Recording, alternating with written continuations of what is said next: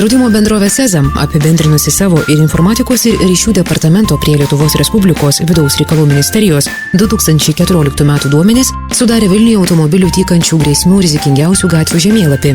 Savanorių prospektas grėsmingas automobiliams net 3 kategorijose. Čia daug vagysčių iš automobilių, vandalizmo ir eismo įvykių.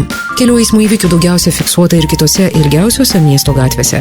Juose praėjusiais metais įvyko maždaug 5% įvykių.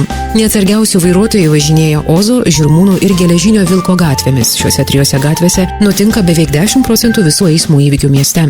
Žinodami tai, turime labiau susitelkti ir šiuose gatvėse vairuoti atsakingiau.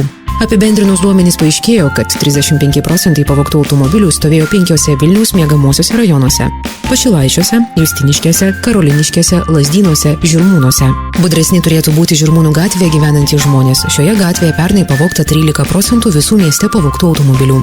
Vienas rizikingiausių pagal vagystes iš automobilių – Naujamiesčio rajonas. Jame fiksuojama apie 15% tokių nusikaltimų. Nuo vagysčių iš automobilių kenčia nemažai senamiesčio gyventojų bei svečių. Čia apiplėšiami 6% visų apvogtų miesto automobilių. O Ozo ir Ukmergės gatvėse registruojami net 9% visų vandalizmo atvejų Vilniuje.